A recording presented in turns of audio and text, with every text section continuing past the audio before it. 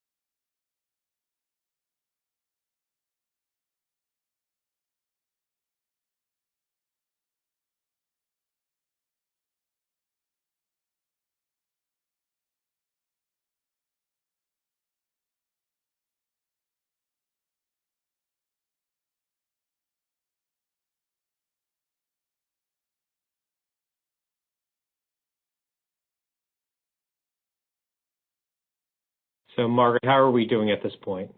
10.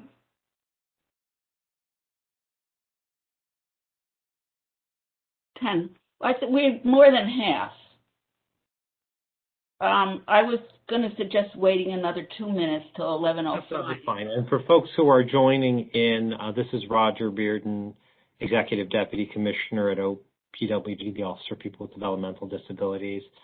And Margaret Puddington, who I'm having this conversation with, is the chair of the Family Support Services Statewide Committee, and this is a quarterly meeting of that body. So we're waiting for a few folks who are members of that committee to join us. No, now we're up to 11. All right, we'll give it maybe one more minute. Okay. Give it 11:05, and then we'll get going. Okay, I have a question. There was, do we have a new member, Samantha Pierce, Josie? I was given Samantha's name and we checked her email, but I haven't heard her. I'm sorry, I couldn't hear you clearly. I was given Samantha's name and we added her to the meeting, but I haven't heard from her. All right, okay. Thank you.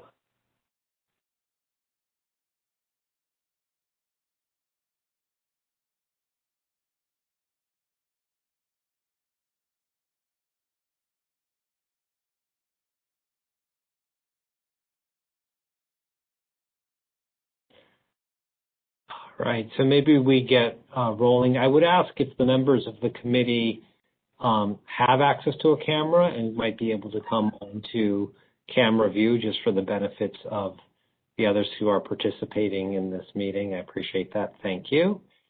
So once again, Roger Bearden, Executive Deputy Commissioner at the Office for People with Developmental Disabilities.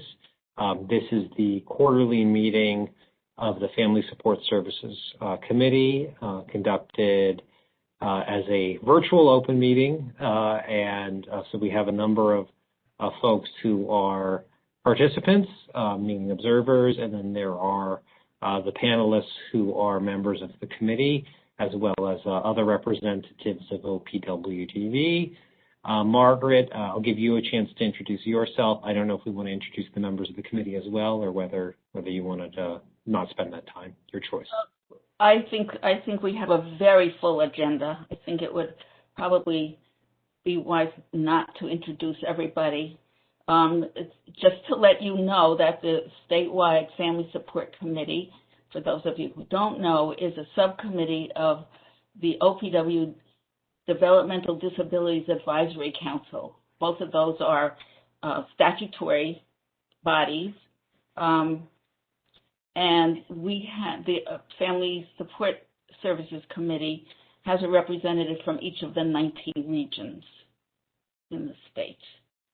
And I'm the chair. I'm from Manhattan, and I think that's about enough for you to get started. Thank you.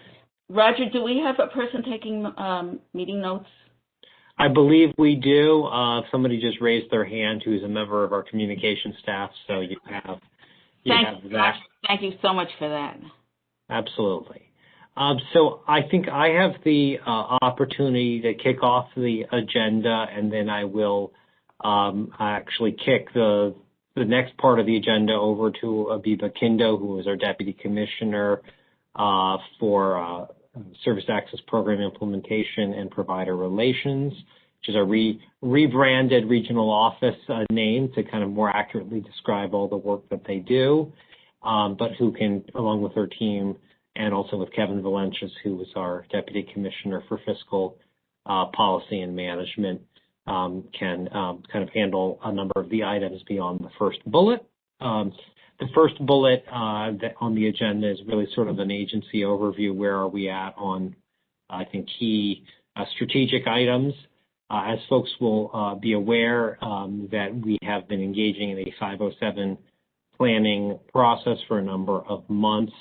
There have obviously been some unanticipated changes in leadership, and so we continue to do that work and hope to be able to move forward with the publication of an actual document in the near future. But we're continuing to work with our partners in government to accomplish that.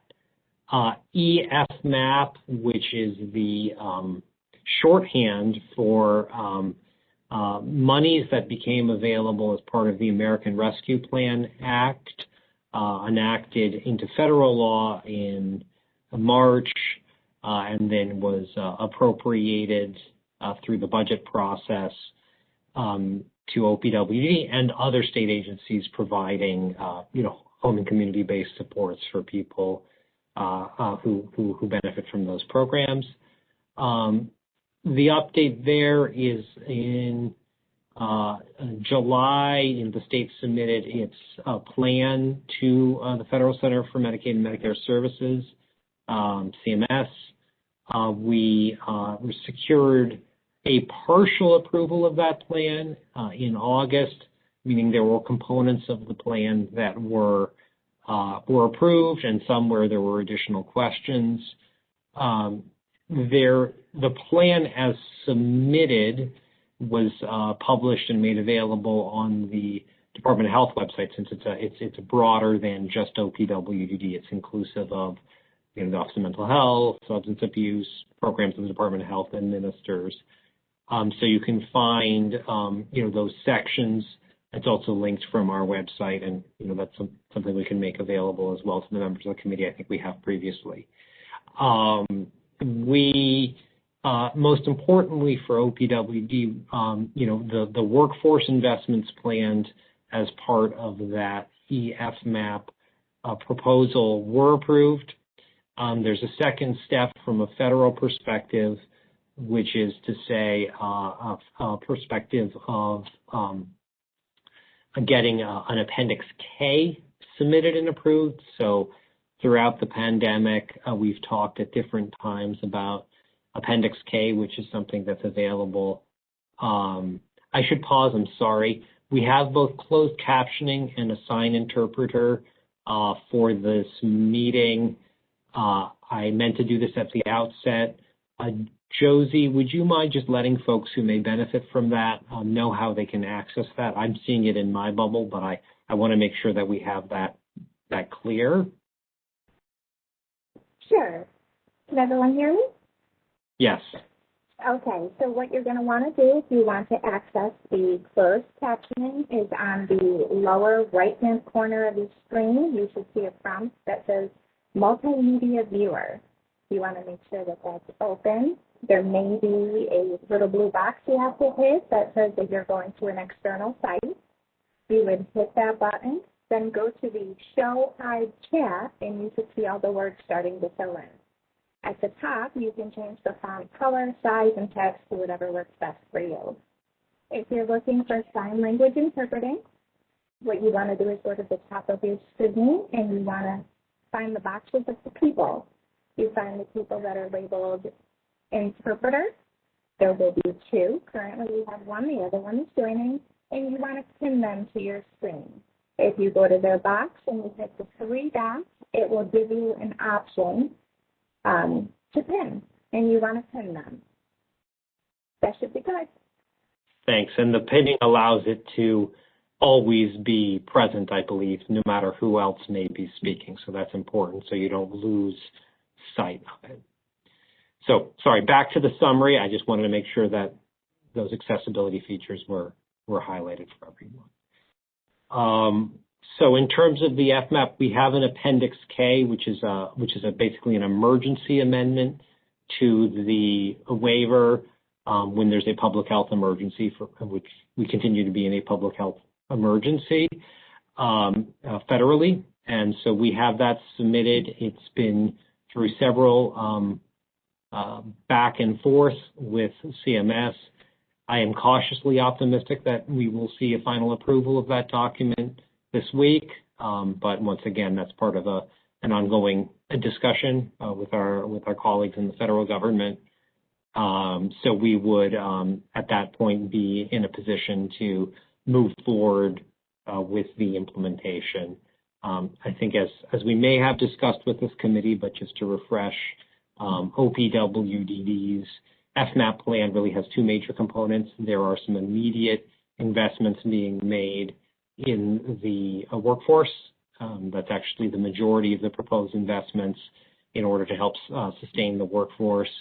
And then there are some more strategic, forward-looking investments, which will be grants that will be made, through a competitive process to assist with the transformation of and development of the system of services supports. So the first priority is getting those immediate investments out, and then we're also working in parallel fashion to issue some what I think are going to be RFAs for providers to come forward with proposals and then seek to access that funding. In terms of reopening, I know that was put on the agenda. We do not currently have any OPWDD directed closures of programs. There are programs that may be, impacted by staffing issues. There are certainly programs that may be impacted by continued, outbreaks of COVID. So they may need to temporarily shut or reduce capacity in order to, in order to meet the public health obligations.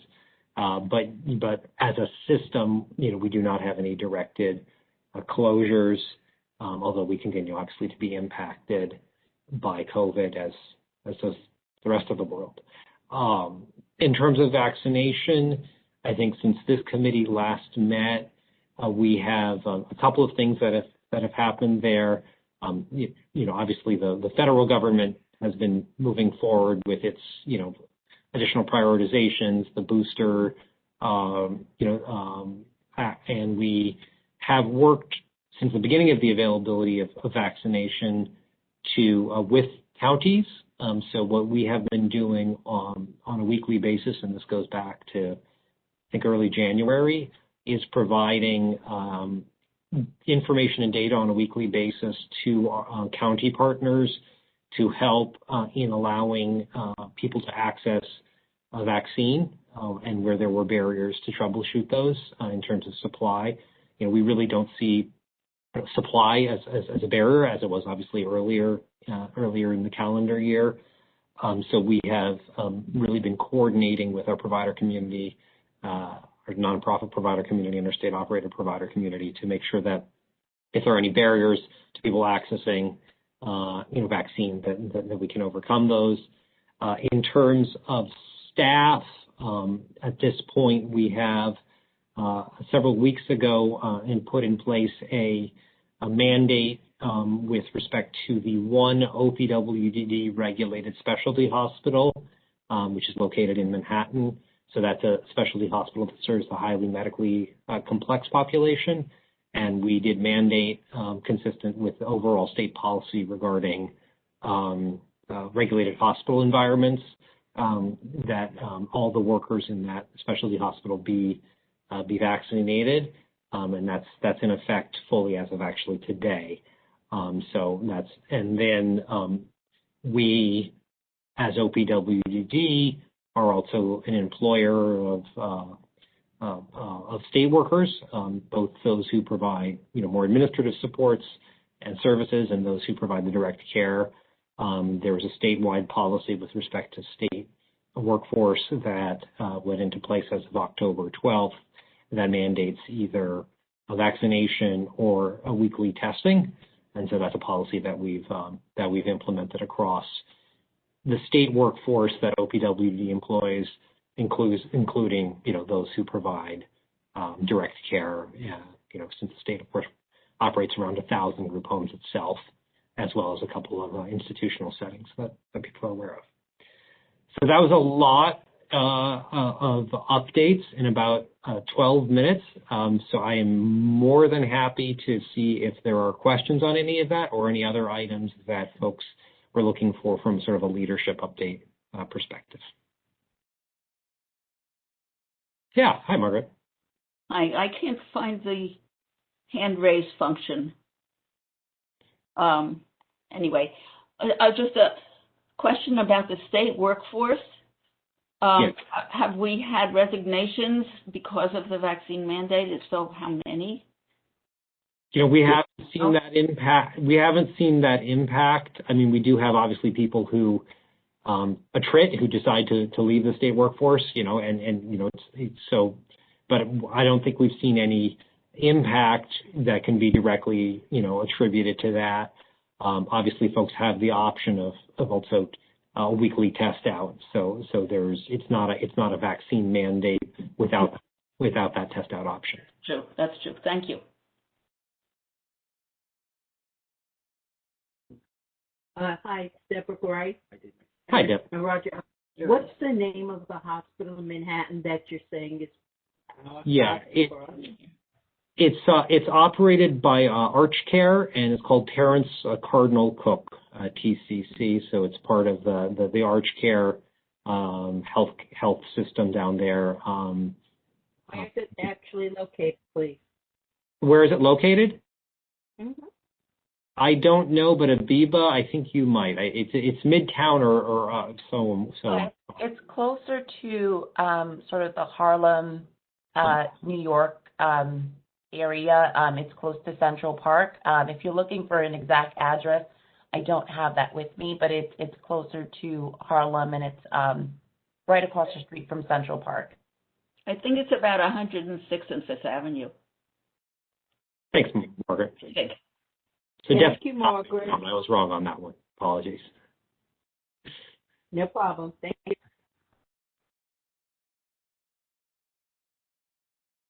Anything else from that summary, or anything else that you're hoping to hit? I was trying to hit all the items that you outlined in your draft agenda, Margaret. And I'm touching on that. Okay, thank you. Can you give us an update on the FLOW initiative? Yeah, so the FLOW initiative, for those who are not aware, is an effort to help folks who have aged out, who live in residential schools and have been there beyond their 21st birthday, which is typically the time at which their educational programming would be ending. So for those folks, the state provides non-Medicaid, so state-only dollars to support them as they are seeking transitions into appropriate adult service and supports. So part of what we have been working on as part of this year's budget is been trying to redouble our efforts in terms of helping folks move out of those school environments when they're now young adults. We've been looking to assist those individuals actually moving into state-operated services, and also been looking at seeing whether if there's some folks who are in state-operated services who might access nonprofit run services. So it's really an effort to use the state-operated system as a safety net provider, because oftentimes the people who are struggling to find appropriate adult services once they age out of the schools are individuals with significant needs. So that's been what we've been working on. I don't think we've been as successful as we'd hoped, more or less because of the workforce challenges we've been having, both on the state-operated as well as the nonprofit side. So it's been more difficult throughout the system to achieve that kind of movement placements for people, as many providers are really struggling to serve the individuals that they already are serving.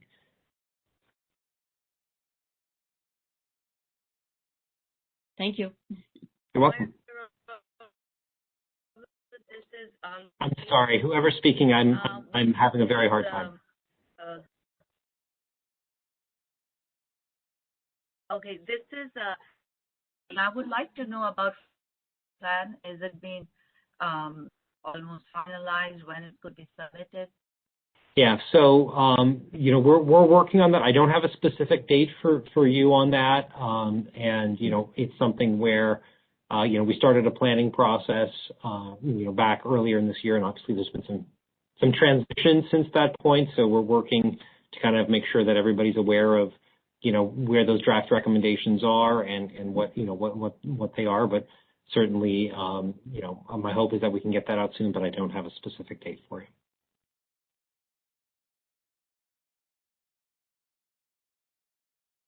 Is there anybody else with a virtual or actual hand up in the air?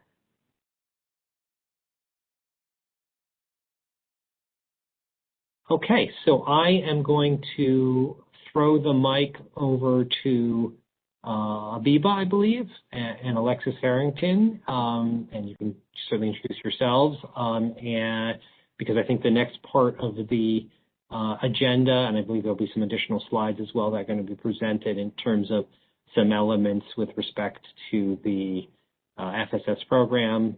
So with that, I'm going to hit my mute button and throw it over to you all. Great. Thank you, Roger. Good morning, everyone. My name is Abiba Kindo, and as Roger stated, I am the Deputy Commissioner for Service Access Program Implementation and Provider Relations. Many of you obviously know that to be the former regional office, but as Roger noted, trying to rebrand so that the name of the division is more consistent with the work that we're providing and certainly the stakeholders that we are engaging with. Alexis will be speaking specifically about the family reimbursement ADM and providing an update to folks. But before I turn the mic over to Alexis, I just really want to sort of provide folks with a brief update. We've been working on this ADM for several years and really trying to make sure that we address some of the consistency issues that have been brought forward, not only by individuals and families, but certainly providers as well. So a number of the changes that certainly that have been made in the development of the ADM really focus on those key areas and the feedback that we receive from stakeholders. So with that being said, I will turn it over to Alexis Harrington. She will introduce herself, but certainly to provide more specific updates on the discussion. Alexis? Thanks, Abiba. Good morning, everybody. For those of you who don't know who I am, my name is Alexis Harrington. I'm the Deputy Director of Program Implementation. So what I really want to do is just provide a quick overview of where we are currently with the ADM, and then I'm going to just kind of go through some of those reasons why we made some of these changes and really wanted to create an ADM, and then I'll kind of review some of the changes that would be made to today's current practice. And then I will kind of review step by step the bits and pieces of feedback that we were able to receive and what our responses are to each of those feedback areas. So as most of you know, the draft ADM was reviewed by two sets of groups. The first was a subset of the statewide FSS committee. Those were volunteers who represent each region across New York State. And then we also have a regulatory stakeholder work group, and that is the work group that we review every single reg and every single ADM through. Both of these subgroups provided feedback to us, and we are reviewing them and considering all of the options here. Once we are able to release the ADM, we'll be having some training to the field, and again, I'll be reviewing the changes from, what has been happening to what we're proposing in this ADM and the changes in practice.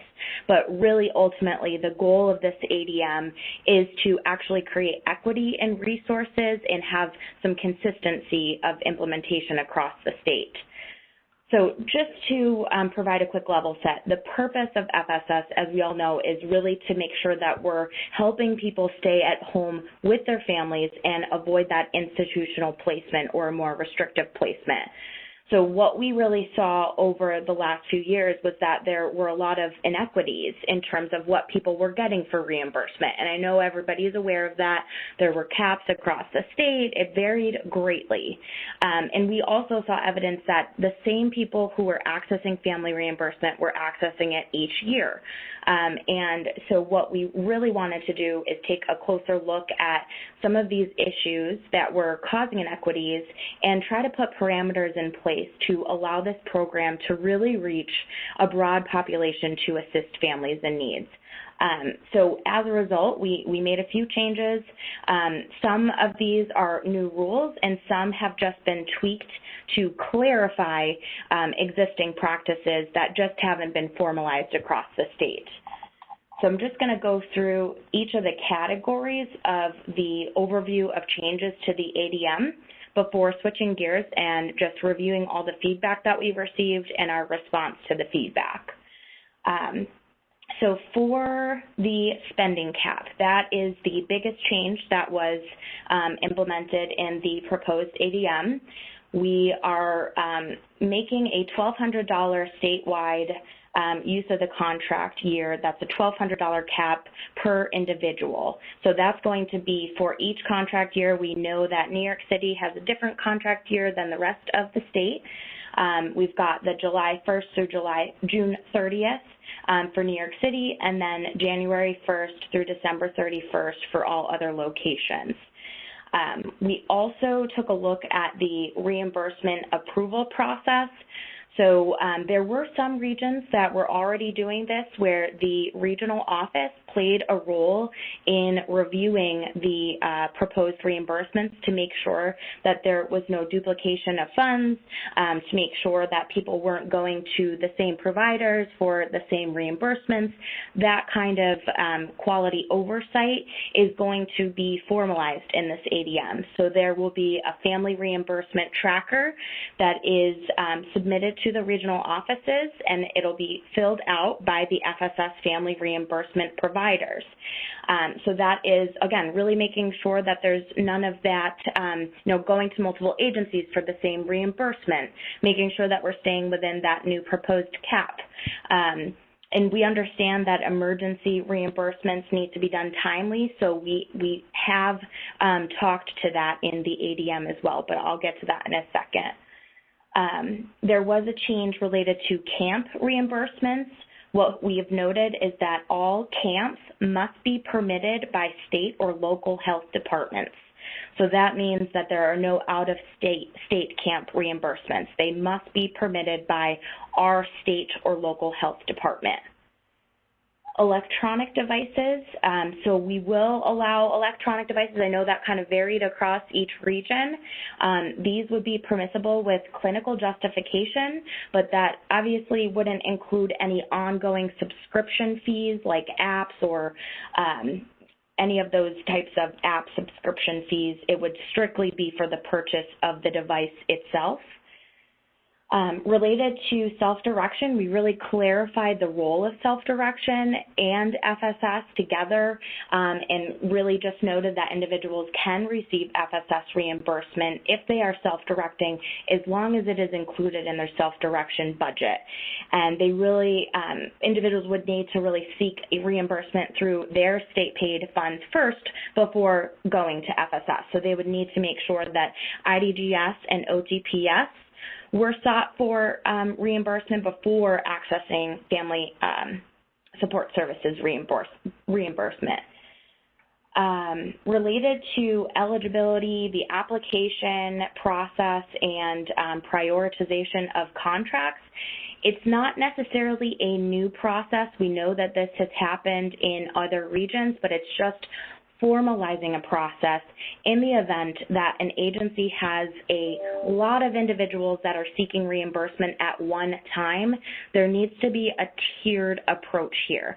So obviously, we really need to make sure that anybody who's seeking reimbursement for an individual's immediate health or safety, that has to be prioritized.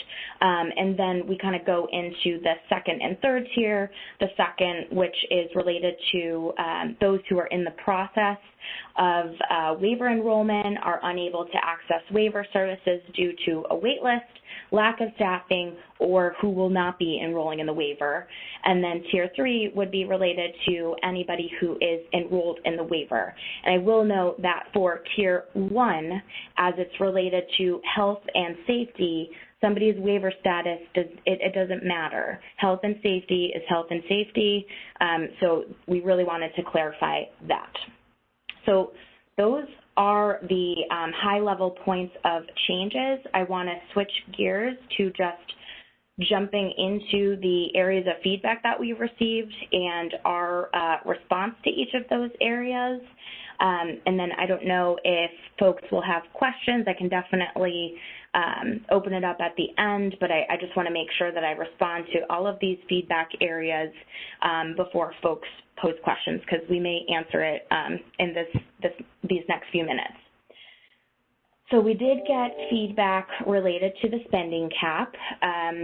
Folks really also wanted to have more information on how the funds would be allocated annually to the RO and how it's managed by the district and the providers. So really, in general, there were a lot of questions on how are the providers supposed to operationalize this. And I just want to remind folks that the purpose of the ADM is to really set the requirements, and then it's up to the providers to be meeting those requirements, and they operationalize their business to meet the requirements.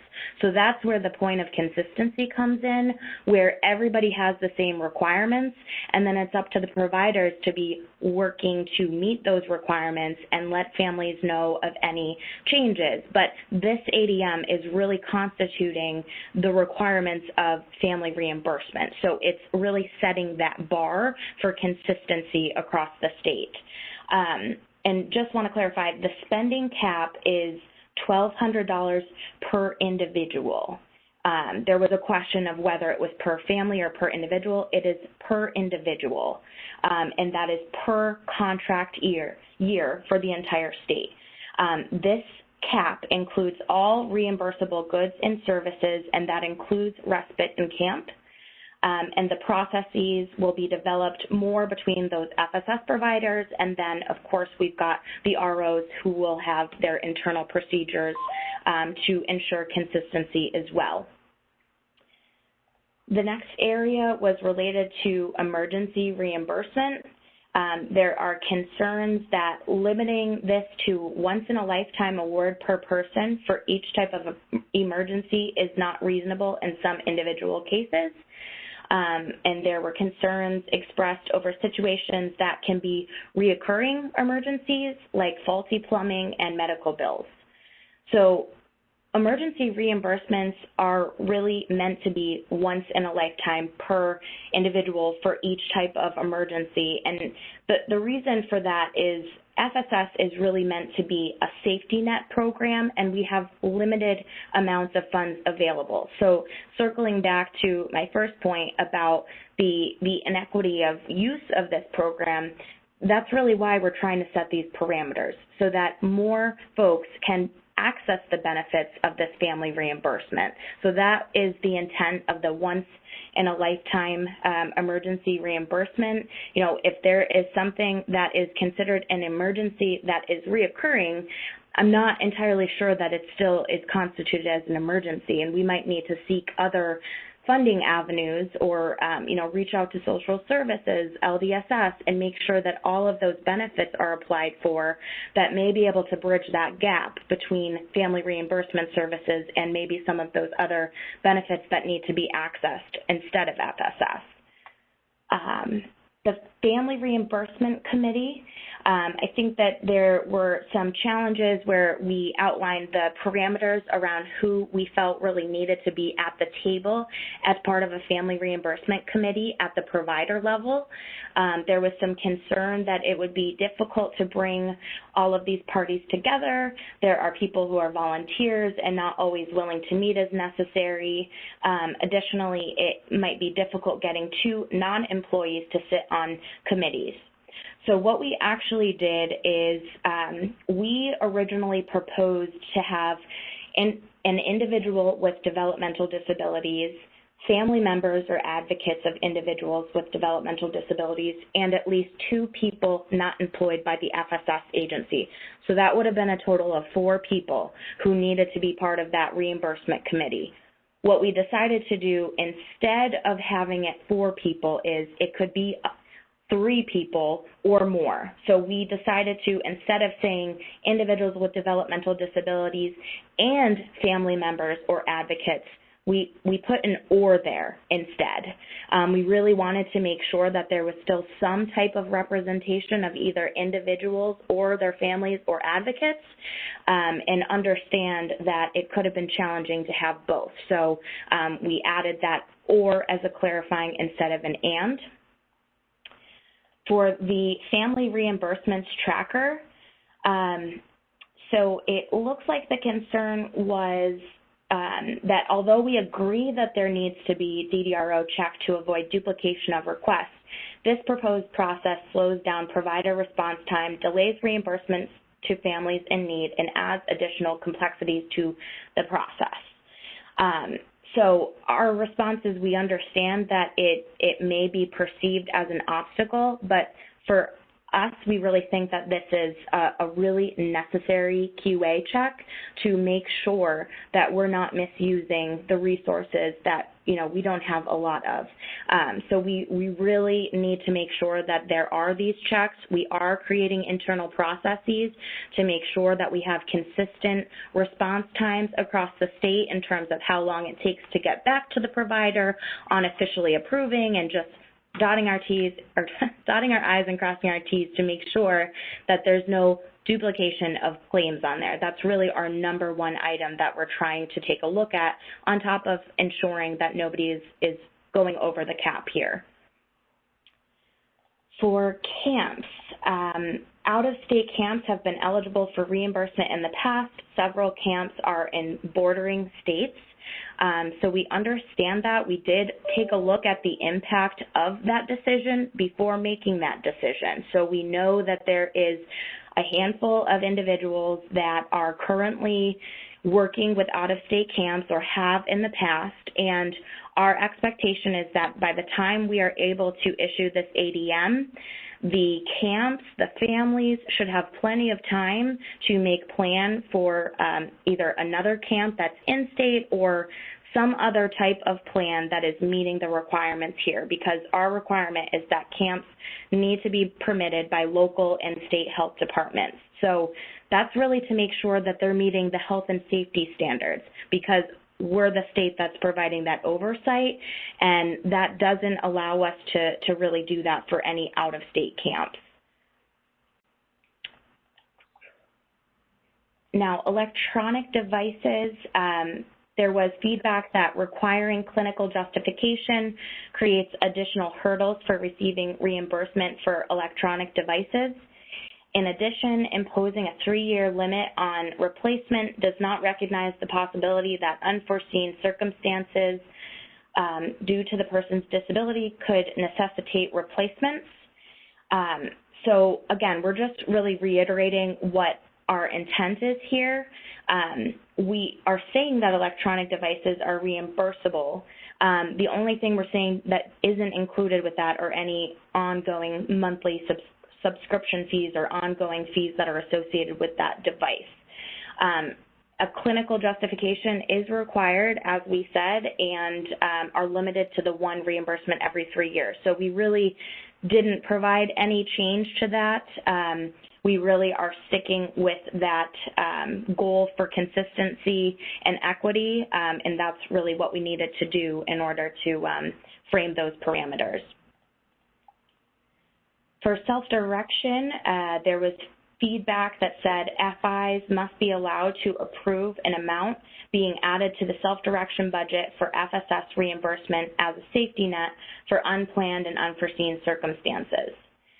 So we're just clarifying that individuals can receive FSS reimbursement as long as it's included in their budget, and reiterating that they really need to seek reimbursement through IDGS and OTPS before accessing FSS reimbursement. So that's not including a safety net just in case. You've got to work through your IDGS and OTPS first. And just a few additional areas. So related to the prioritizing applications, there was a concern that if somebody has waiver services and has a health and safety need, that they wouldn't be prioritized until tier level 3.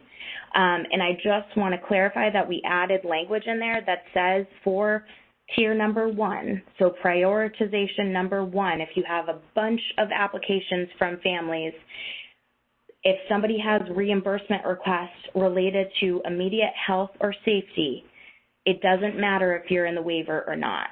So obviously the health and safety funds shouldn't be related to services that you're already authorized to receive. It should be outside of that. So we did add that clarity in there. There was a question about record retention and why it's 10 years. There was a comment that the IRS demands up to 7 years. So the 10-year requirement is actually the New York State False Claims Act. That is not my area of expertise, but if you want more information, there is a particular section. It's 192.1, which provides that a civil action under this article shall be commenced no later than 10 years after the date on which the violation of this article is committed. The FSS provider oversight of FSS reimbursement. So there's a section that outlines related to any fraudulent activities or detected fraudulent activities. So the feedback we received asking the FSS provider to conduct an investigation if fraud is suspected is beyond the scope of the FSS provider, primarily because of time restraints and appropriateness. The FSS provider should refer the situation to the RO for an impartial investigation. So our response is just that this policy and process is similar to other programs that we oversee. This type of thing happens related to self-direction as well. The RO does need to be notified by the provider if fraud is suspected, and the contracts with the providers also speak to a review of information on how to prevent, detect, and report fraud, waste, and abuse of public funds. So we're clarifying a piece that is actually already in the contracts. And then finally, there was an area related to receipts. So families, there was actually just a concern related to defining original receipts. And what we clarified is that digital and electronic receipts would be allowable as well. We know that everybody's kind of moving into the future and we don't necessarily always have paper receipts. I know that I rarely get those. So we did add some clarity there. So that is, in a nutshell, the feedback that we have received so far. Abiba, I don't know if you wanted to speak to next steps. Sure. Alexis, before we do so, why don't we just take a pause and see if folks have any questions or reactions to the updates that you provided. And again, just to reiterate the point that Alexis made, the feedback was provided, via a subset of the FSS Council and, our regulatory stakeholder work group.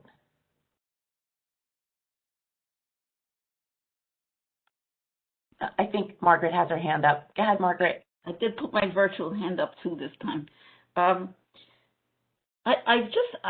think that for many of the people on the panel, on the committee, this is the first time they're hearing the details, or some of the details. And it's really difficult, I think, for many of us to absorb what you're saying. There's a whole lot of material that you're giving us. And we can't, without something to look at, something written, it's pretty difficult to make an intelligent and thorough response. We are a committee charged with being advisory to OPWDD. And in order to fulfill that, we really need the materials. We do get to see the 507 plan in draft. We get to see most things in draft, but we have not been permitted to see this in draft. And I think it's a real disadvantage. So Margaret, Margaret, I can respond to that. So I think attached to the meeting notice, I believe it was on Friday, Josie had sent out all of the feedback that had been received from the committee so that folks can see that in advance, so that you guys can review that. With regards to the high-level points that Alexis referenced in terms of the changes that were made to the ADM, we can certainly provide that. A draft copy of the ADM wasn't provided because we're still reviewing the feedback and responses from both the FSS Council as well as the Regulatory Stakeholder Work Group. Once we have reviewed that feedback and have incorporated or decided to move in a different direction just because it perhaps conflicts with other policies, et cetera, we can share a final draft for folks to take a look at, right? But we really want to make sure that in terms of the specific feedback and sort of changing the language and the intent of the ADM, we had to relegate that to a subset of obviously the FSS as well as the provider community, because it would just be too difficult to manage all of the feedback that we would receive. And this is not a different approach. This is the approach that we take with all of our ADMs. The problem is when you send out the final draft, is there still going to be an opportunity for us to give input? There would not. The input at that particular point, we've received input, right, from the Regulatory Stakeholder Work Group, which is usually the form and format that we use for all the ADMs, and then we included a subset of the FSS Council because we recognize the relationship of the council to the contracts and certainly to OPWDD, right? But we wouldn't be able to entertain feedback at that particular point. It would be for you all to review where we've landed, and then if there's a need for clarification in certain key areas, then we would certainly provide that, and then we would be moving to provide the formal training that Alexis referenced. Okay, so in other words, we really wouldn't have any input except for right now, according to the way your plans are going. Well, no, a subset of the council has provided feedback. I understand that. Yes, and that input is being right. But there are 19 of us. That was 5. Yep. And we have, to a person, been doing family reimbursement visits and site and evaluations for many, many years. We're very familiar with a lot of what makes the programs work and what doesn't. And yep. I have, from what you raised now, I, who was not on that 5-person committee, I have many questions that I would like to be able to discuss and share with my colleagues. Mm-hmm. I'm sure they all do too. And I think at least what we would want to do is have the opportunity after this meeting for us committee members to share our thinking and get it back to you before you do this final immutable draft. So yeah, Margaret, yeah, we included a regional rep from each of. I know, Aviva, right. I know. So, yeah, because we wanted to make sure that we had that input statewide, but we're certainly open if you guys want to get together and have a discussion about the points that was shared in the document. You can absolutely do that and send it forward. I guess I was just reacting to the specific ADM as a draft and then sort of reopening that to entertain additional feedback and recommendations. We wouldn't be able to do that just because of the formal process that we follow. But if you want to send in your reactions as a group to the material that was shared, as well as the feedback on the high points that Alexis commented on, absolutely, you can do that. I know that, for example, the idea of the $1,200 cap that's inclusive of emergencies and inclusive of camp is quite a big change. I know people are going to have responses to that. There are many other things that we have questions about, that we will have questions about. I'll give you one specific one that you could respond to probably right now, one little wee baby one, which is the tracker. Is there a possibility of having some kind of IT app, or what, I don't know the right name for it, but some kind of electronic system that would make it easy and painless? That's something that we actually... You could do that way. So, Margaret, we talked about this with the subset of the committee that reviewed the ADM, and what I had messaged to them, and this is still the same messaging, is we've got to do a short term and then we've got to do a long term. So we have a lot of discussions around IT systems, of updating things that have been done in Excel for years at this point. So our first point of priority is moving those into IT systems. So unfortunately, we don't have the bandwidth IT-wise to roll this out in an IT system right now. We've got to start it in an Excel spreadsheet so that we can get it going, and then we can have discussions down the line about some type of IT fix for that. And then I just also wanted to respond to the comment about the emergency reimbursement within the $1,200 cap. I forgot to mention, thank you for reminding me, the emergency reimbursements are outside of the $1,200 cap, and we clarify that in this next version. So I apologize for not saying that. That's a very big point of clarification that I wanted to make. Okay, that's good news. Yeah. Thank you. You're welcome. So I don't know if others have any questions or feedback that you want to share now before we move over to the next item that is related to the ADM. This is Josie. We have, Deborah has her hand up, and so does Kathy. All right, I'm going to go really quick, Kathy. I'm not, first of all, I don't blame you, Josie, but you know what, Aviva, it was given to us on Friday. You know, Friday, after a certain time, some of us of the Jewish faith do not read it because it's the Sabbath for us. And I read some of it on Sunday, but you know something? I didn't have enough time to share with the rest of my council members because it's their Sabbath, former Sabbath. And I'm also not happy that just that camp where we fought very hard to get it to be $2,000 separate so that parents wouldn't be in credit card debt forever.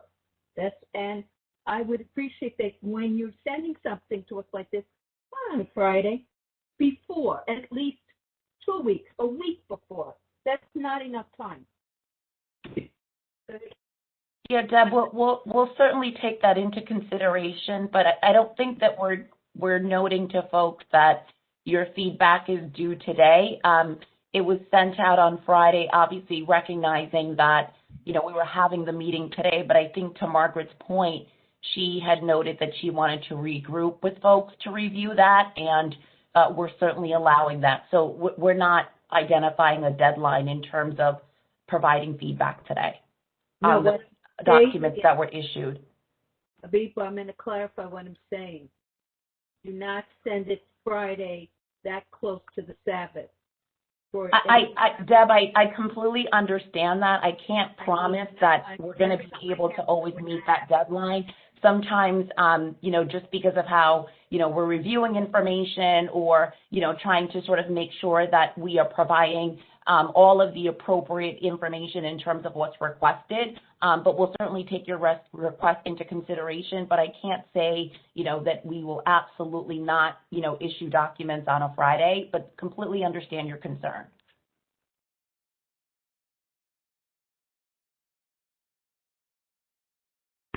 Kathy? Hi, yes.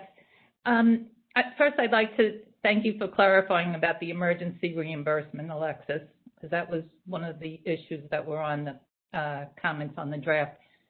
One of the things I really have to emphasize, because right away, we all know the cap is the number one concern. And right away, off the top, you said it's not changing. It's going to be $1,200. We talk about the equity and whatever other reasons. I'm not sure if you got the message when the subset committee met with you that there are geographic differences. They just plain are. And when we're upstate New York, they have less respite programs than downstate. We know that. So the people upstate may need more than the 1,200, and the people downstate might not need the 1,200 because they have those respite programs available. So I really wish that you really would look at the differences between among the regions and reconsider this cap. Yeah, Kathy, I can respond to that. We actually did look at the differences, and I'm sorry. Can folks mute if they're not speaking, please? We actually did look at the differences, and what we found was downstate, there was actually a higher usage of, the maximum amount allowable was higher than that provided to folks upstate. And I think that's part of the reason why we sort of queried all of the regions to understand, what are the allowable amounts that folks were using for camp, right? And we found that down in the city, the expenditure was far greater than that upstate. And then we also found that there were folks sort of waiting to access the camp because you had people getting $3,500, $3,400, right, where others were getting absolutely nothing. So when we looked at the expenditure across the state in terms of the amounts that folks were getting, we literally met in the middle and proposed the $1,200 because that way it allows folks who weren't getting the camp opportunities to be able to have access to that. But we did look at the usage. Qualifying camp as the one category that the limit is there. And then I know on Staten Island, on camp may be treated differently, but general goods and services, no more than 500. So what I'm saying is, I hear what you're saying, because I know certain parts of the city, I know specifically what borough, accesses camp and spends a lot of money on camp. So why not consider that camp, the category of camp, no more than 1,200? And then respite, when we're talking about people upstate who really do need that respite, consider raising it a little bit more than the 1,200. Just consider it, please. Yep, we can certainly do that.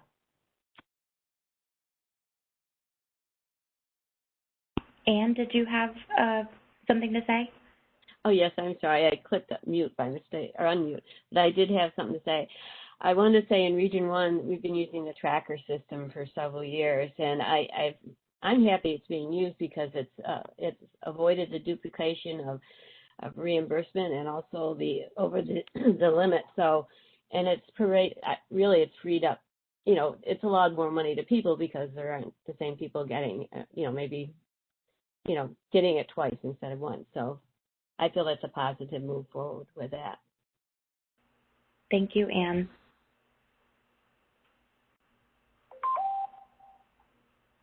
We also have Gail and Crystal. Okay. I have a quick question. Next, I don't know, somehow I cannot raise my hands. I don't get that option. I think we had Gail first, you said, Josie, and then who after Gail? We have Gail, Crystal, and then Aaliyah. Okay. Hi there. I apologize for not having my camera on today. I'm a little under the weather, but I wanted to make sure I was present. I just wanted to just jump on and thank Kathy for her comments regarding respite and the other regions being different. Equity, we talk a lot about that, and equity is not the same as equal. FSS has always been charged with filling gaps and inequities in services, as we'll talk about shortly, and this change in CAP really feels more about a clerical convenience and not really about putting people first and ensuring equitable services across the state. So if this does go forward, I think it's important that statewide members are information so that the families that are impacted the most have someone directly at the state level to reach out and share their concerns with, because I do think that this will impact a lot more than a handful of people when we're talking about camp or respite. And of course, if this goes through, right now we're just talking about FSS, but for consistency, eventually I can't imagine it wouldn't also impact people with self-direction services and their family reimbursement line in their budgets. So potentially I think this has an exponential impact on families across the state, and it really should not be rushed into. And I think we really should have a lot more discussion around that particular thing to ensure that we're not cutting families at the knees, the families that are supporting the system and trying to help save the system money so we can put those dollars where they really need to be prioritized.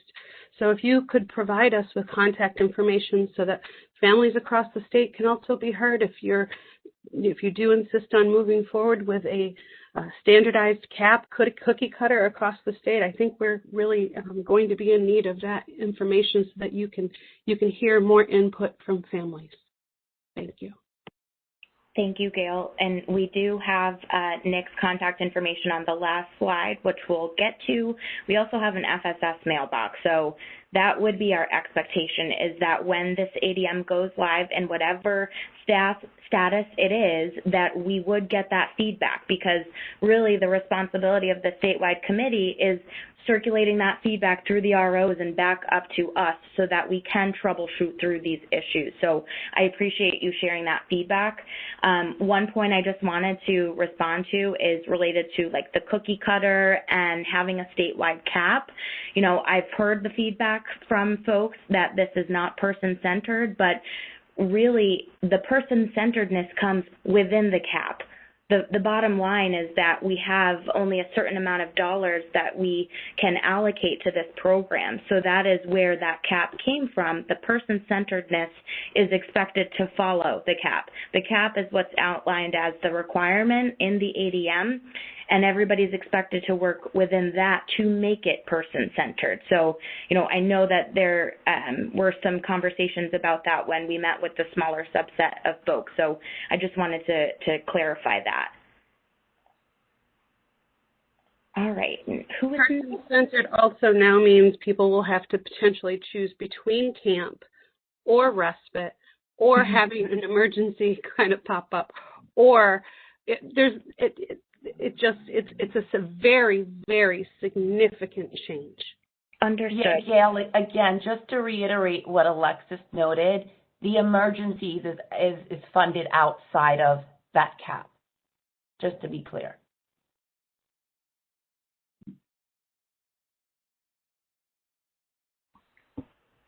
And who's next?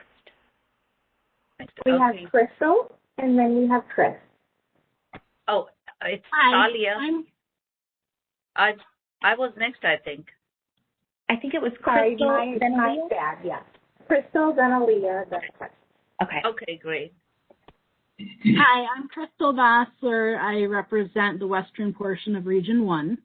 The reason why I'm asking a question is I want just clarification. You said that you looked at the different regions and their needs of like what was high and what was low based on what upstate and downstate needs.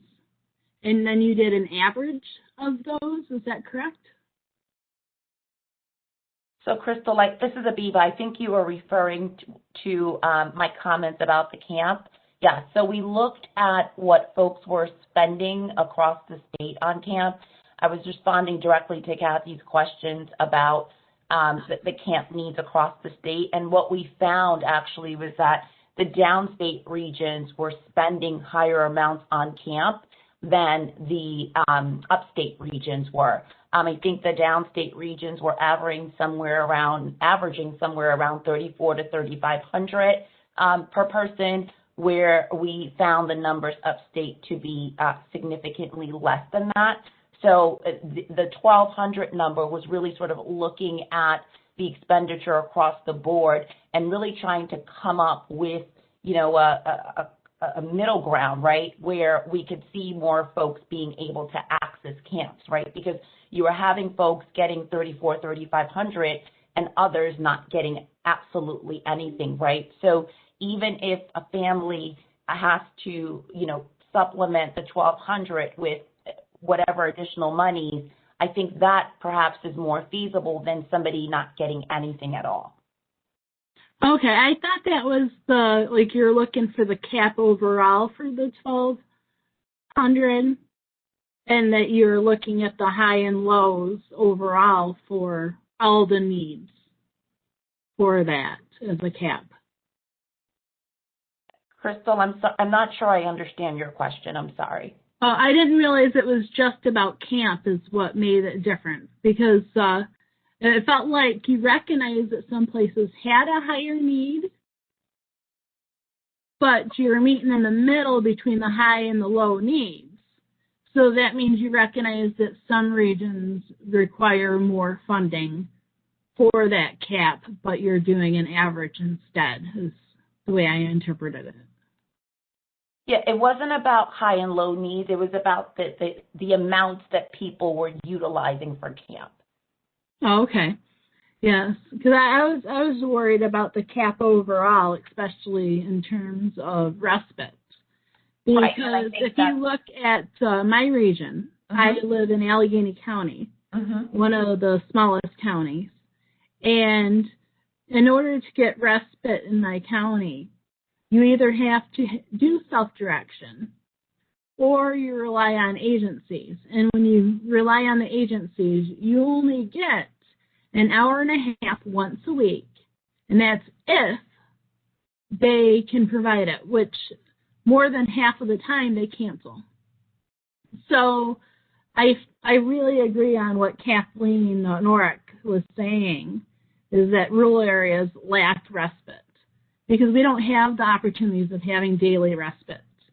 We don't have the opportunities of having even weekly respite half the time because it gets canceled and we don't have that access.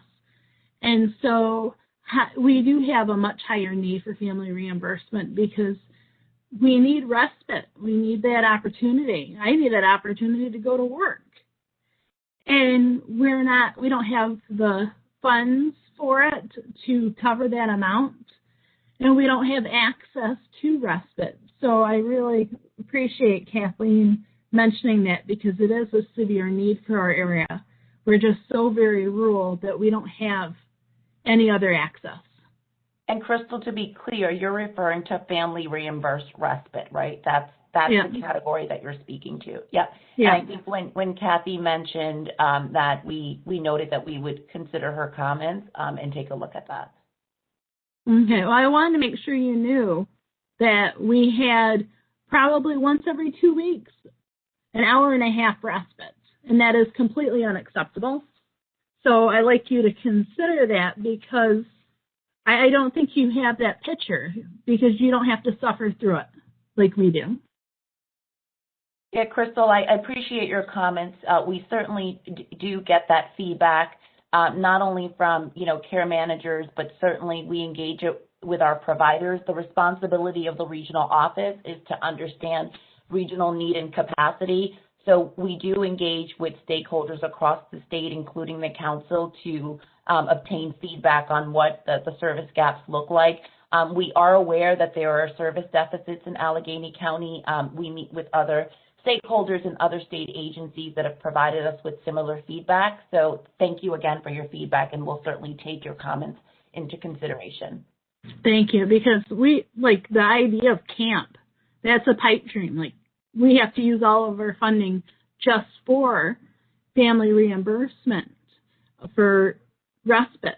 So we don't get, funding for all these things, like having devices and getting to go to camp. These are not things that are accessible to us, because whatever funding that we do have has to go towards respite so we can work or go to medical appointments ourselves. So thank you for your consideration. And thank you for your feedback. Thank you. I think Chris was next. Or, I'm sorry, Aaliyah, then Chris. Sorry. Oh, Aaliyah, you're muted. Hi, Abiba. Oh. Okay, can you hear me now? Yes. Hello? Okay. So, yeah, I hear the concerns, and it's well understood that the hospice services are needed in upstate because as compared to our region, we have more agencies who provide different kind of support. But to say that most of the funding is used for the camping is very difficult to understand, because camping is like staying away from the home. So that part, I don't know how it's going to balance the respite services. Yeah, maybe it's divided into a weekly respite kind of a program, because Abiba, as you know, you said earlier that the out-of-state camping is not allowed. So now in self-direction, what is happening is they put it as a respite service. I don't know if you know about that. So we definitely understand that there is a need of respite services up there. And the best way is not to wait for quarterly meeting. We should, as statewide representatives, meet with our respective DDRO together in a one meeting, discuss the issues, and if we want to make a paperwork and submit it to Abiba or whoever taking care of maybe Alex's.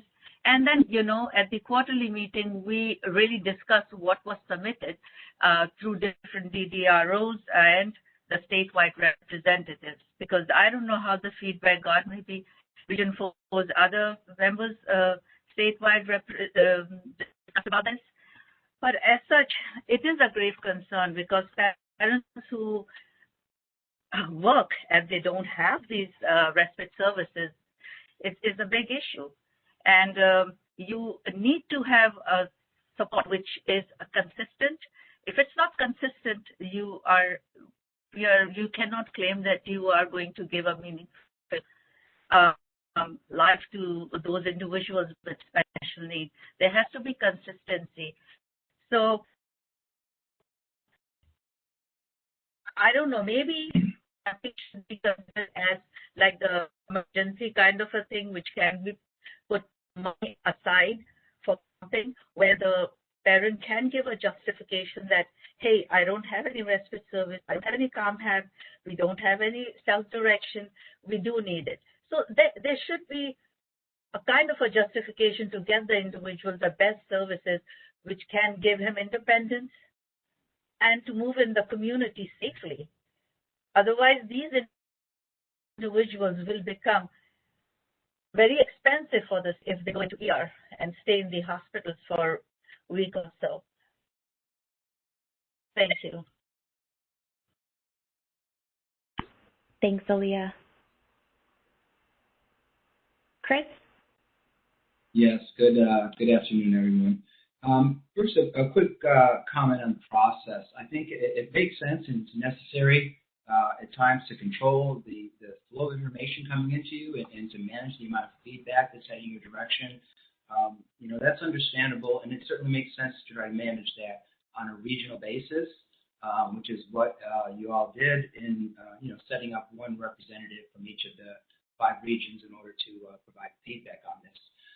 The part of the process that does not make sense to me is that it appears that the 5 representatives were tasked or instructed to keep all of those conversations and materials private and to not share those materials.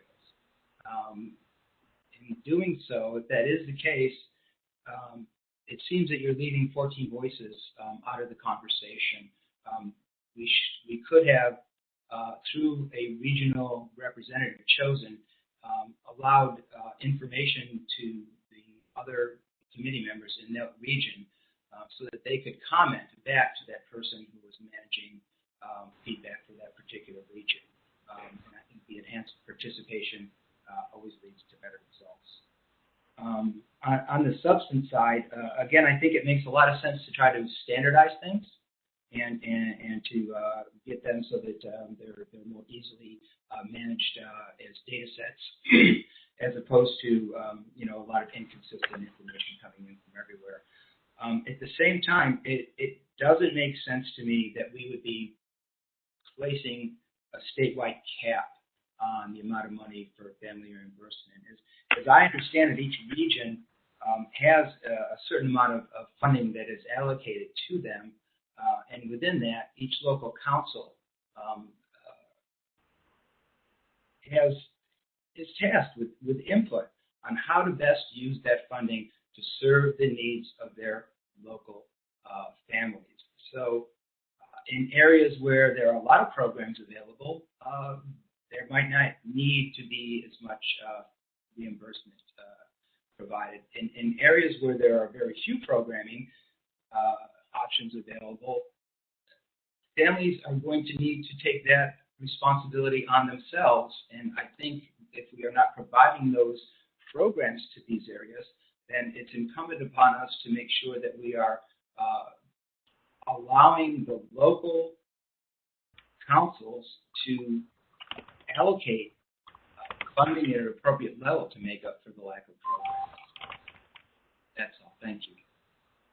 Thanks. Chris, thank you. Thank you for your feedback. And if there's additional comments on this, if folks can just send that up through Margaret. I am looking at the time, and I want to move us along just because we have some other important agenda items to cover. I know that there was one last item added this morning, not to put you on the spot, but by Kathy that she asked for me to cover as well. So I do want to make sure that we can get to those specific updates. Biba, excuse me, I have been charged with providing feedback from the Capital Region. I have to do that. So that'll not take very long. Oh, okay. I'm sorry, Margaret. I didn't know you had your hand up. I'm thinking that maybe we shouldn't barrel through the entire agenda. Maybe we did have a date set of December 7th. We should keep that date, and maybe we just need to have a full conversation. I hesitate to cut off the discussion of the family reimbursement because it is so important. It affects so many families, and we're kind of responsible to all those families to put forward their interests. So I suggest that instead of continuing on with the agenda, that we take as long as we need to with the family reimbursement, and then on December 7th, finish the rest of the agenda.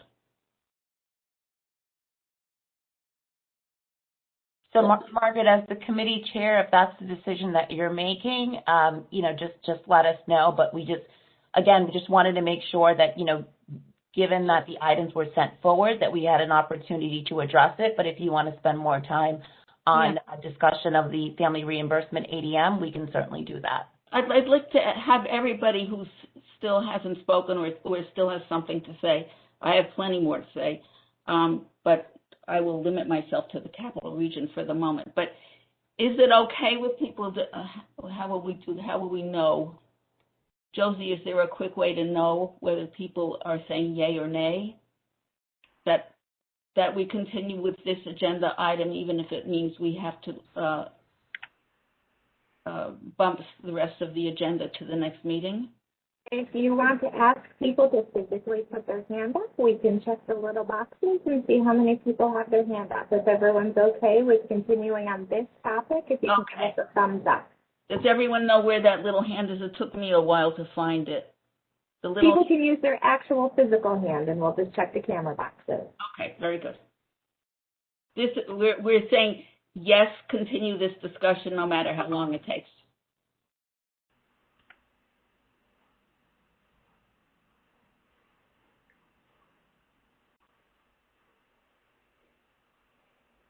I'm going through the boxes now, and I don't see a lot of hands up.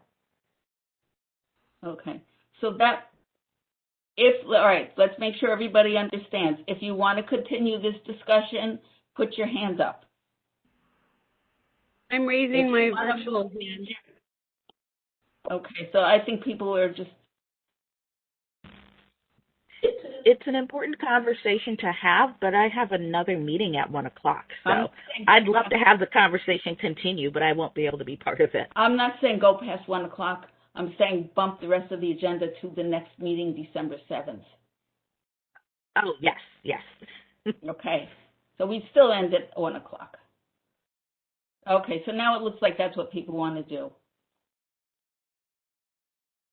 is continue with this discussion. Okay, so now I'd like to just present for the Capital Region. They raised one issue that is not related to the ADM, but I'll just mention it very quickly, and that is that they find their family reimbursement funds are not being fully utilized, and even pre-pandemic that was an issue. The care managers seem not familiar with family reimbursement. That the care managers need to be trained in what it is, let their families know what it is, and let them be trained in what items are appropriate for family reimbursement and how to write justifications. That's an aside. Their bigger issue is that they've been told that as of January, there will be each family will be able to use only a single provider of family reimbursement. Is that part of this ADM? That you must use one provider? Yeah, so just to clarify that, Margaret, what we put in the ADM is requiring that families are using the FSS family reimbursement provider in their district.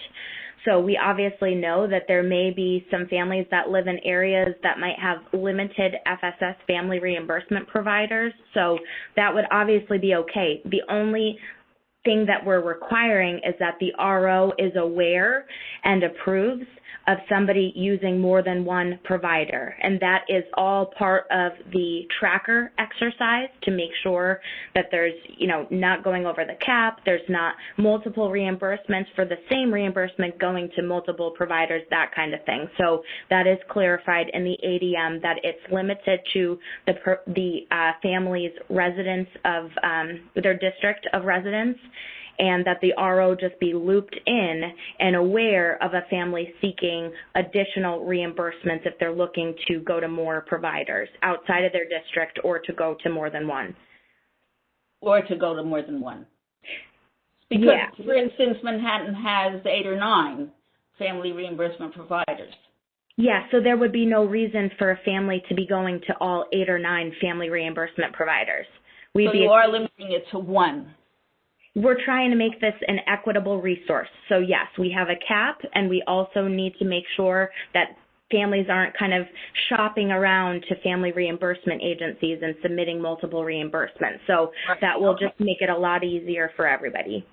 Okay. Now I'm speaking for Capital Region, not for myself. I don't happen to agree with this, but they have had some reimbursements as much as $10,000 for people who needed a wheelchair maintenance contract or for lifts for their vans and other expensive items that could not have been funded by one agency. And so they are upset with the idea that they have to be limited to only one agency. And they also say that, well, with what we learned today, the agencies would all have the same amount of money per person, per individual, right? So right now, some of the agencies have a cap in their region of, say, $400. Other agencies have a cap of $1,000. So if you happen to choose a $400 agency, you get a lot less than if you choose a $1,000 agency. So Mark, can you clarify, when you say a cap of 400, a cap of 1,000, what program area are you referring to specifically? Are you referring to individual goods and services, respite? No, family, only thinking of family reimbursement in general. You're talking about the specific contract allocation? Yes, yes. Okay. No, not the contract allocation, but the cap that the individual provider chooses to implement per person. So our ADM, Margaret, is going to require the providers to have this cap. They're not going to be able to. Okay, so then that's okay. That problem goes away. But okay, so they are saying that this has been implemented. This will be implemented in January, the single provider, and so that's part of this ADM. Well, I don't think we ever identified a start date. It would start when the ADM was released, and we, at this particular point, we're moving towards that, but we haven't decided on a date when the ADM is going to be released yet, just because we knew that there was still feedback coming in that we needed to review. So I'm not sure where that January 1 date is coming from. And Margaret, if I can just react to a point that you made earlier about the care concerns with the care managers, and I think this also ties to a comment that Aaliyah had made about, not waiting for the statewide meeting to be able to express these concerns.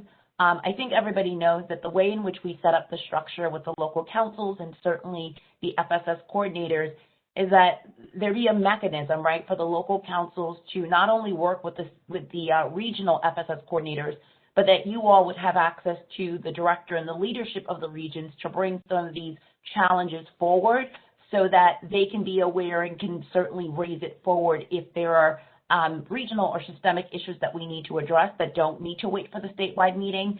So certainly the expectation would be that the councils work through that formal process that's been established to raise those concerns consistently so that if there are significant issues that folks are not waiting, 3 or 4 months to bring it forward to this particular meeting. Right. I was just asked to bring this to you, so I did. Oh, completely understood. Yep. Okay. So now speaking for myself, seems to me, if we were to consider income, a family's income, in making decisions about how much money a family should get, it would be very rational. If you have families that really can't afford to make any contribution towards a particular item that they need or a service that they need, it would make sense to give them more. So when you're talking about the prioritizations, it seems to me that piece has been left out. I would say, I know providers don't want to have to request proof of income from families. And I think it has worked very well down here in some of the agencies for families to be asked to attest to their income level. They don't need to provide proof, but it gives you a sense, it gives the provider and the review committee a sense of what the actual financial need is, because this is dollars, this is not a service, except in the case of the respite reimbursement. So is that something that you have considered and rejected, or what's your thinking on considering income? Margaret, I can't say. I know that we've discussed family incomes in other instances, or other programs related to the use of state dollars. But this is something that we can certainly go back and review. I don't know that we considered it for the purpose of this ADM. Again, we were really trying to make sure that we were able to be responsive to health and safety. in terms of the prioritization system that was established. But I think, we can certainly go back and consider the income piece that you referenced. Okay. Can I make a quick comment, Aviva, on income? Sure. Chris, is that you? Sure. I'm yes, sorry. It is. Thank you. Thank you very much. Yeah, I mean, income on its face seems like it might have some validity to it, but I think we need to keep in mind that a family's income doesn't necessarily speak to the resources that they have available. Many families have extremely high other costs that are not only associated with managing and caring for their developmentally disabled individuals at home, but also other demands that are placed on them. So I think a straight income assessment, while I think it's difficult anyway to try to force that on people, I don't think it's really going to give you a clear picture of what the actual family's needs are. So, Chris, what I was about to say was that in Manhattan, we have programs that ask the family's income, but also the family circumstances. What other financial demands are there? Are they taking care of an ill relative? Do they have, how many children do they have in the house? How many people are they financially responsible for? Are there other, are there medical reasons or other circumstances that need to be taken into account? Because you're absolutely right, income itself is not the only thing to consider. I also wanted to just ask, if I can, if people have kind of a $1,200 cap on them, it becomes an assumption that they're going to get the whole $1,200, that it's theirs, that they have been given $1,200. Unless I've misunderstood, it seems that the $1,200 is theirs for the asking as long as they qualify. Is that correct? Correct. It's not an entitlement. It's not. It's not. It's not, because having been to many of these reimbursement programs, the agencies tend to accept the idea that a person has the cap coming to them, like it's $500, and they convey that in their materials somehow, so that the individuals being reimbursed think that that's their entitlement too. And very often people need way, way less than that. So how would it work if you're administering this program and you're thinking, well, I'm going to serve 10 people, $1,200, and then people don't use all of that money up? Then what happens? Do they take new applicants, or how does this work? So, Margaret, just to speak to the contract piece, because I think we're stepping into contract implications here, right? The providers have a set amount of money that's dedicated to family reimbursement within their contracts. So we're aware that there's another contract year approaching for rest of state, and we're well into the New York City contract year. When we issue this ADM, there will be conversations related to the work plans that are in place, and that is tied to the amount of money that the provider is getting and how many people they can serve. So that is not going to change. It's just the cap that's going to change. So we know that the timing is a little bit wonky here because we can't nail it perfectly with there being two different contract years. So we're going to be operating into the work plans to operationalize this until the next contract can be renewed and updated to reflect this language appropriately. Okay, thank you.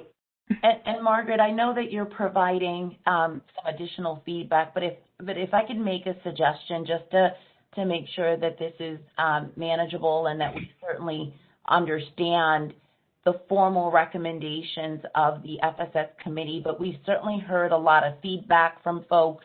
So I think it would be helpful after today's meeting if folks could just sort of get together and just send forward the formal recommendations of the committee. That would be helpful. Yes, that was our plan exactly. Thank you. Thank you. And I would just appreciate if you involve all the statewide representatives, not just few. I would just want to add, when you say 1,200 cap, Abiba, like some providers here, they have a cap for the year. So the individual gets, like, for example, $500 a year from the reimbursement non-provider agency. So when they put because I was in one of those committees a long time ago. So for instance, if there is a transportation and it is for $500, so that the paperwork is submitted for the $500, but the reimbursement of the clothing or something else pops up, and they can submit to the other non-provider agency which has reimbursement services available. So this will be adding up all those to 1,200. Did I understand it correctly? So it's meant, so like the agent. Aaliyah, it's a cap total. So if for whatever reason, I understand in like Region 2, they've got FSS, family reimbursed respite under a contract, and they have goods under another contract. So there's several providers that are delivering all of these different aspects related to family reimbursement. The cap would be the total amount spent for family reimbursement. So that totals across the providers, and that just, reiterates why we need a tracker for the RO to see that spending across agencies for that year.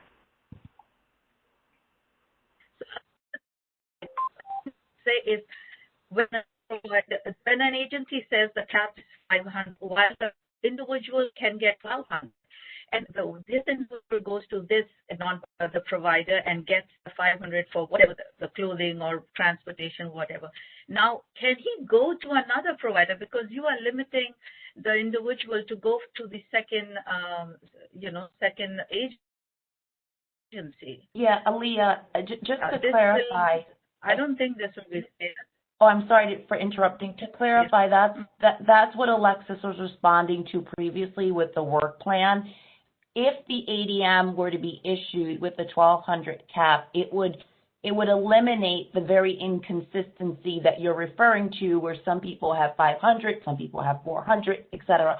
It would establish the 1,200 across the board, but again, it's not an entitlement, right? So I think that, folks need to understand that, and certainly we would be encouraging through the language in the ADM for the health and safety items to be prioritized.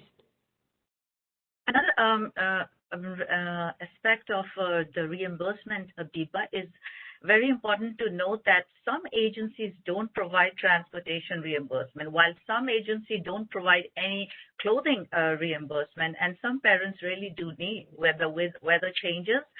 So while some don't provide for horseback riding and other stuff, so they are very particular in reimbursements and certain categories.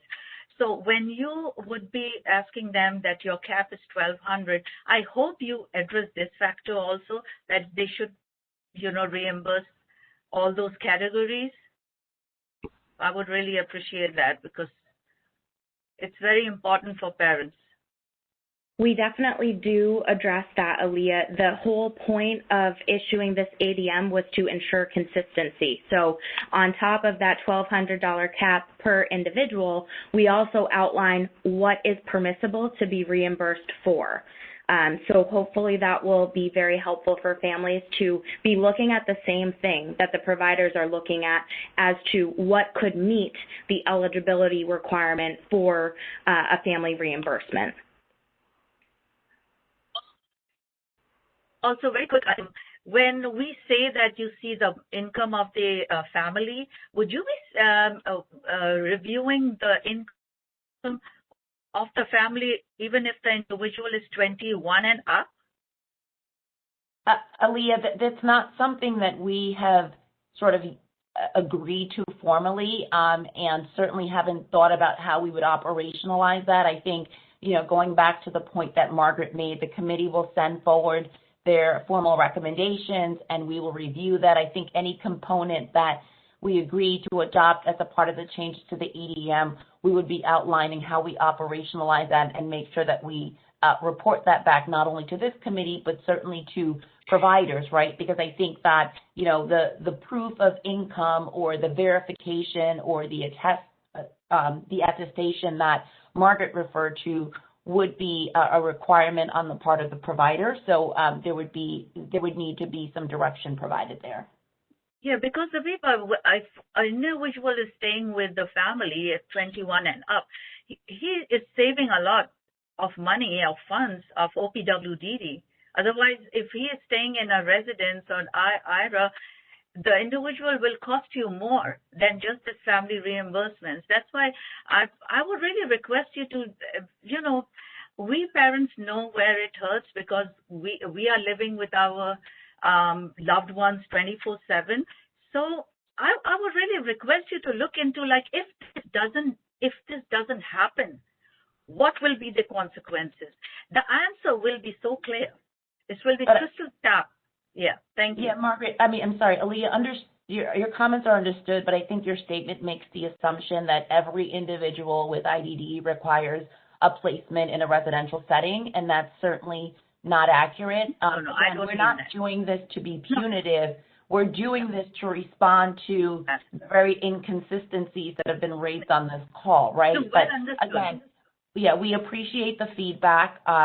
And again, I think having sort of that collective recommendation from folks that we can really review, react to, engage our regional offices who certainly have their ear to the ground locally and make sure that we minimize the impact on individuals and families is certainly the goal. Again, the purpose of the ADM was not meant to be punitive. We're not trying to destabilize families. We're really trying to make sure that there is a level of consistency across the board in key areas, but I recognize that there are some concerns from folks primarily around respite, so we'll certainly take that into consideration.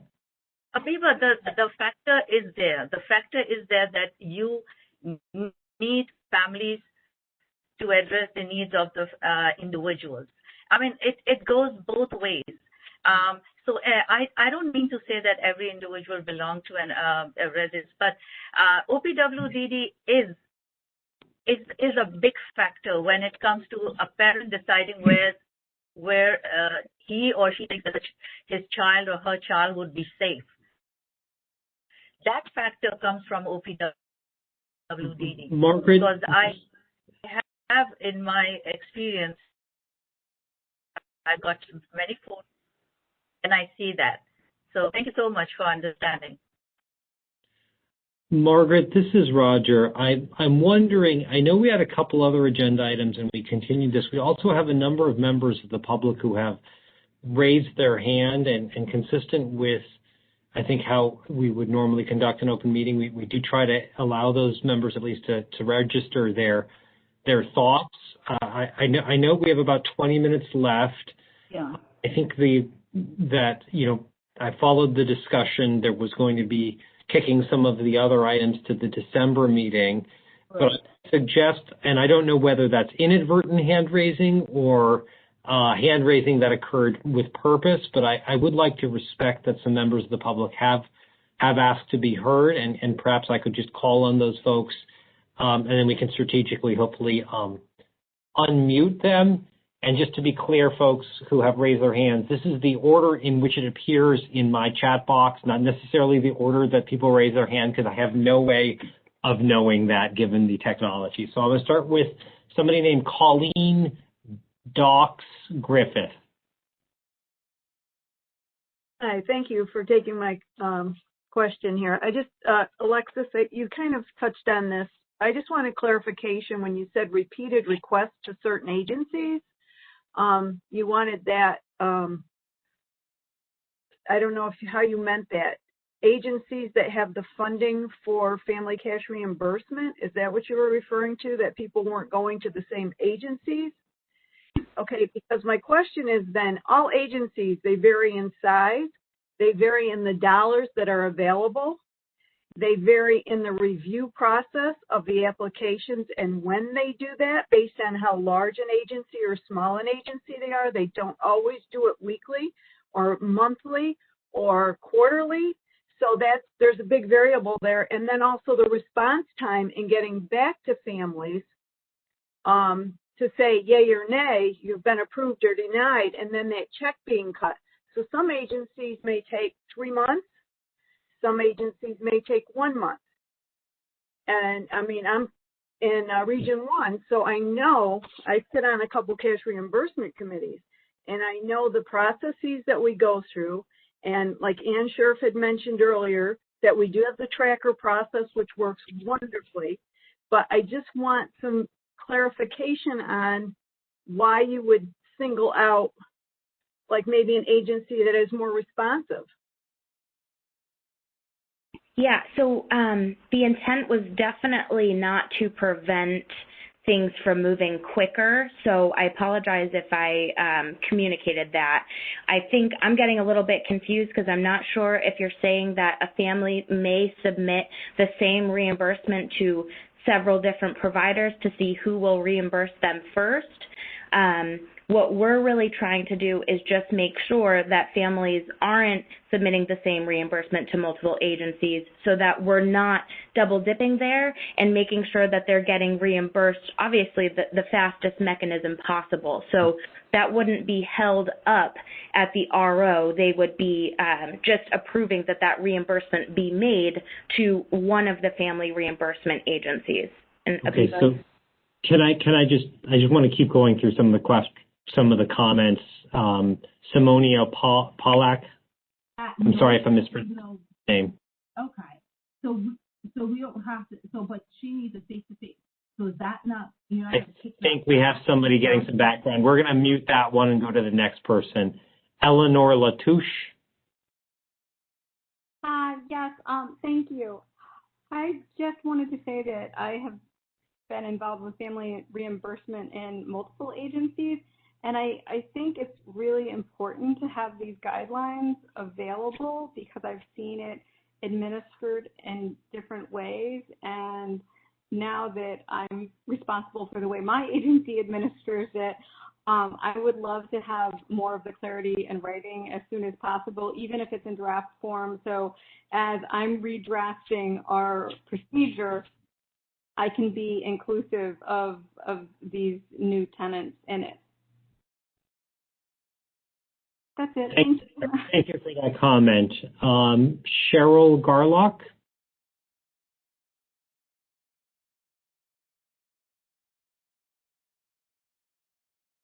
Sounds like that may not be getting what we want. Okay, let's go to the next one. Gloria Arboleda. Once again, apologies for anybody who I'm mispronouncing your name. No, it's all right. I wasn't asking any question. I just raising my hand to participate with this discussion. That was all. Thank you. Julie Marks. Yes, hi. Thank you for taking my question. Can anybody speak to, or will it be addressed, the issue of some agencies being able to or agreeing to make purchases for the family if the family doesn't have the money to lay out? Or some agencies will do that. Some agencies insist that it be a reimbursement. I don't know, Alexis or Aviv, if you have any information on that.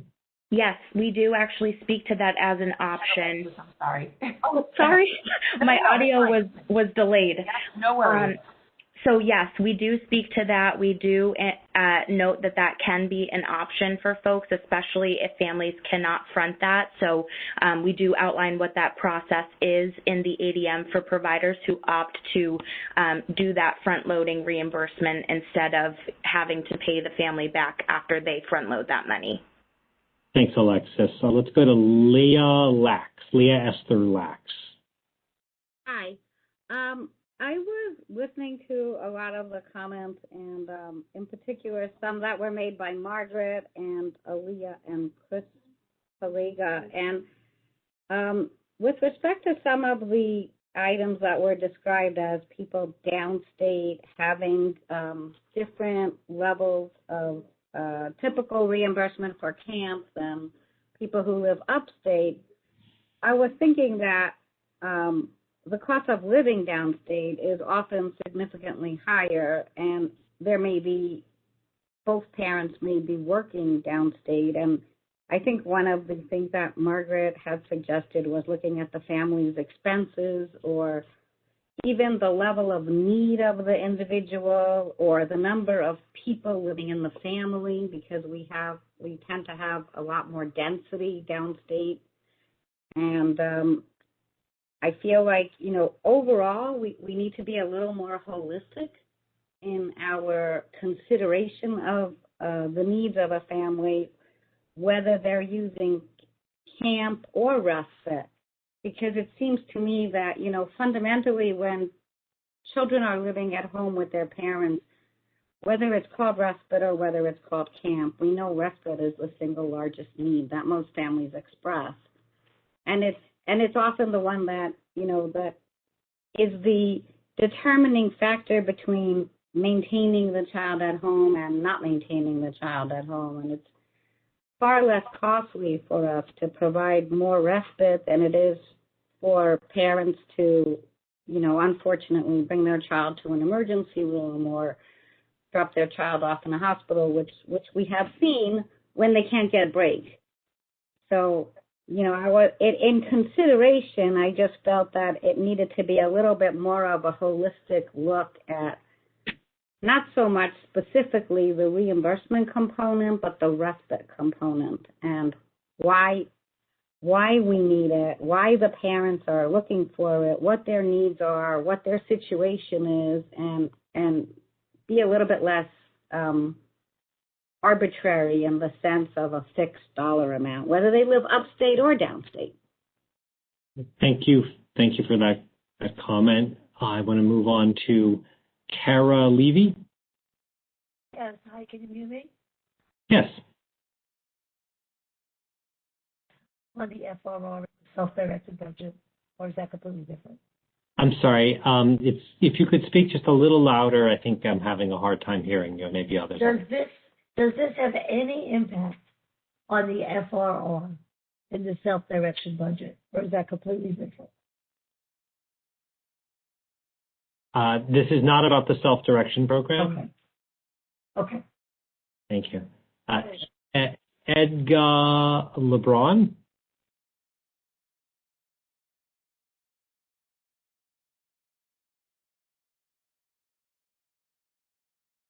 So I guess we're not getting that person anymore.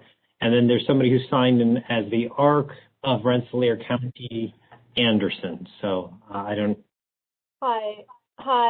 My question is, have you considered, one of my grants is people who are medically frail, and they are living at home with their families. The $1,200 cap is going to affect them greatly because they have nursing services that come in, and they pay a little bit more per hour to those nurses.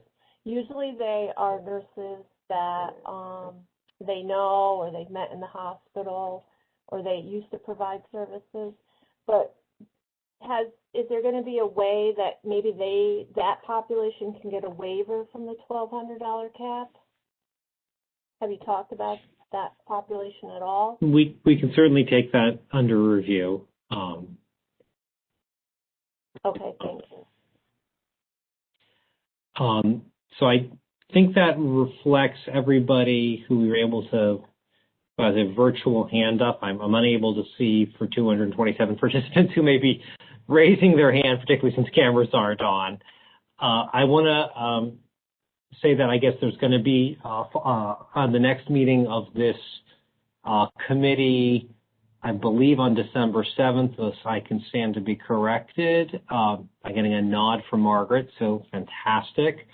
We make these meetings, we publicize them through OPWDD's distribution. If you're looking to get notices about what's happening at OPWD, you can go to our website and sign up for email updates. Best way, we also make this information available on our website if in advance of the meetings. I want to thank Margaret. I want to also kind of push through this because we lose our sign and our captioning at exactly 1. So Margaret, you have your actual hand up, and I'll give you the last word here. I do. I have an announcement to make. I'm going to resign from the Statewide Family Support Services Committee. I've been on the committee for decades, and I think it would be good to give other people the opportunity to, somebody to represent Manhattan and somebody to be the new chairperson of this committee. And so I propose that we have a very small nominations committee to come up with a nominee. And of course, we'll accept nominations from anybody on the committee for others or themselves.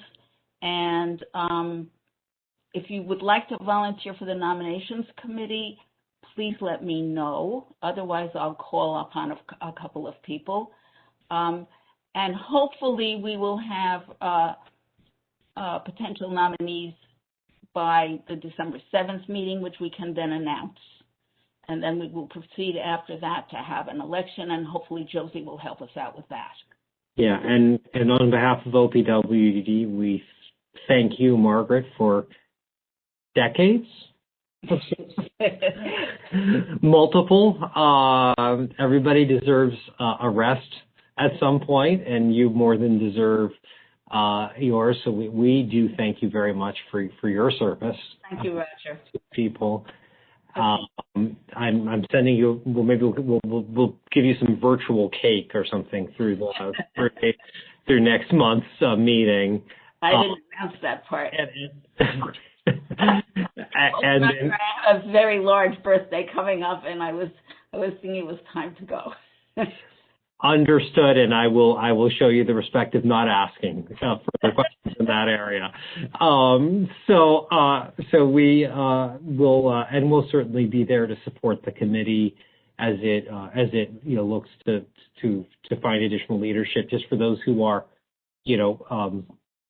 looking at this, who are not members of the committee, each of the committee members, representatives on the statewide committee, is selected by their local family support committee. So these are representatives of representatives, if you will, so that we would be, the new chair would be selected from, I suppose, the 18 remaining, plus whoever, takes on, your seat as the Manhattan representative. Right. So we look forward to working with whomever that may be, and we wish you well, although this is just, I think you said December is your last one, yeah. So be around for a while until a replacement has been formally approved and all that. But in the meantime, I will contact all of the members. We'll set up a date when we can perhaps talk and share information about the family reimbursement ABM. And then we will formally compose some recommendations to get back to Abiba and Alexis and Roger. And sounds perfect. I wish everybody a fantastic rest of their Monday. Take good care, everyone. Thank you. Bye. Bye. Thank you.